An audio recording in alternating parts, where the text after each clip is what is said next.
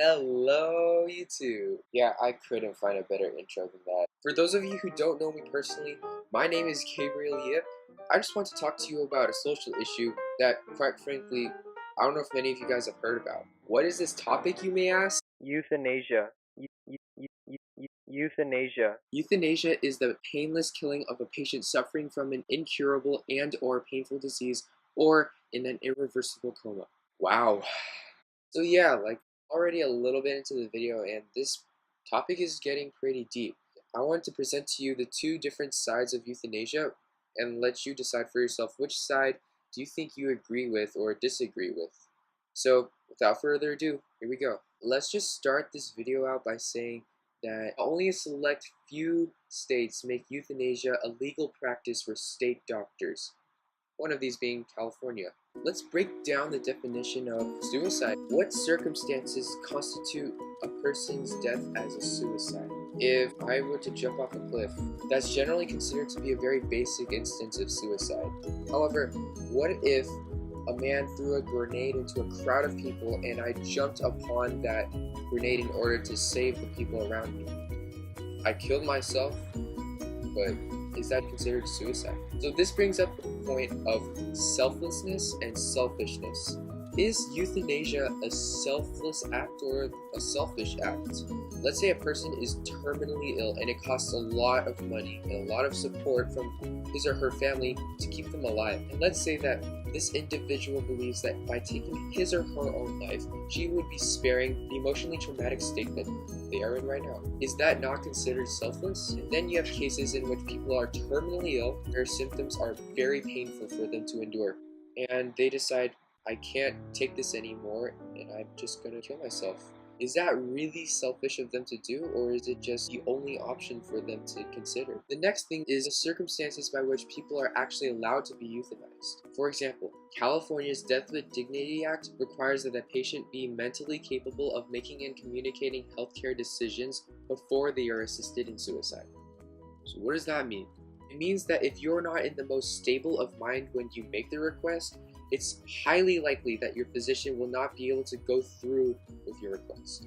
These patients who are requesting euthanasia can range from different illnesses. Dementia, for example. Dementia is a chronic or persistent disorder that is marked by memory disorders, personality changes, and impaired reasoning. The dementia patient, in a seemingly rare state of clarity, asks his physician to be euthanized. His physician will most likely deny this request because there's no way of verifying that that patient is actually in a state of clarity. Unfortunately, this is the case for dementia patients all throughout America.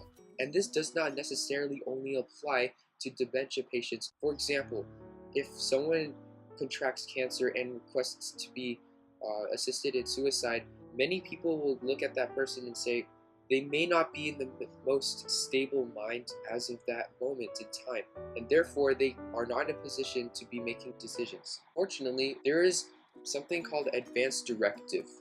Advance directive is essentially a pre-written will of the patient that can be put into effect once the patient is unable to actually make the decision himself. Essentially, if a dementia patient beforehand writes a will saying he wants to be assisted in suicide before he actually contracts dementia, then the physician can go to court saying that this patient has written in his will that he wants to be assisted in suicide and therefore be able to get the treatment that he wants. However, there is also no way of verifying that this is still the will of the patient. It is altogether possible that the advance directive of the patient 10 years ago may not apply to him today. But should we still deny them death with dignity that they may or may not deserve? And I say deserve not because every single human being has a right to die in the way that they wish it to be, but because it may not be in their constitutional rights to die. As a controversial point, the Fifth Amendment states that no person be deprived of life, liberty, or property without due process. Now, generally, the Fifth Amendment applies to court cases where death penalty may be involved. Yet many people interpret this to also apply to euthanasia, saying that the person may not have a right to die without due process or a trial. And if a patient is not necessarily in a very stable mind, then that case may not end very well for them. Should we deny a person the right to die simply because they may not be in the best capacity to make a decision. Some of these people are going through excruciating pain and excruciating circumstances, and yet we decide for ourselves to deny them the right to die simply because they cannot be trusted to make this decision. Yet many of these patients are going to die anyways. So does it really matter the sanity or the state of mind of the patient? Many of these people, their decision is based solely upon their religion. If one were to believe in a higher being than ourselves, it would stand to reason that the higher being's sense of morality is much greater than our human standards. Many religious people all throughout America base their decision on the superior morality of God. For example, Susanna's grandmother was diagnosed with a terminal illness and was suffering very much, both physically and spiritually. Susanna would visit her grandma. Her grandma would beg her to release her from her suffering.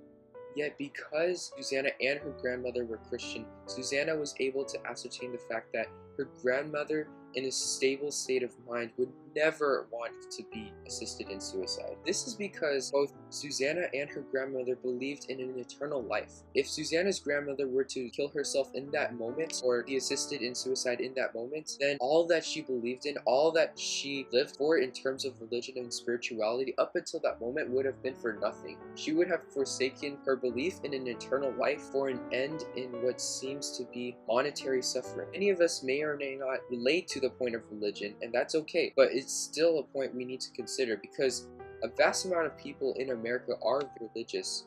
Yet the question then becomes, should we allow the religious beliefs of some dictate the legislation of both religious and non-religious people? In our previous definition of euthanasia, we have defined it as also painless killing of a patient in a coma. Do family members have the right to make that decision for the patient in the coma, whether to take their life or not? On one hand, they are the people that may best know how the patient would respond to this question. Yet on the other hand, they are not the patient. That patient is the patient, and they alone have the right to decide, don't they? Yet it is impossible to know what the patient's will is. If they don't have advance directive, then there's no way of telling what the real will of the patient is. We can only verify what the predicted will of the patient is through the people who are closest to him or her, those people being their family. Yet the sole reason for the patient's death may very well be because the family cannot afford life support for the patient. But is this truly a selfish decision on the family's part? The patient may not be in a state of great excruciating pain. It is still very hard and emotionally traumatic on the family to witness the patient in a coma. All these morally ambiguous points must be taken into consideration when taking a stance, and that is why I want to give the choice to you. Will you support euthanasia or will you go against it? I have here a petition to go against euthanasia. Over here, I have a petition for the continued support of euthanasia. So you decide, is euthanasia something worth supporting legally, or is it something that should not be allowed whatsoever? This social issue may not exactly pertain to you or me, but by letting our voices go unheard, we are essentially disregarding all the pain and suffering that these patients have been going through. Thank you very much for your time for listening. I'll see y'all later.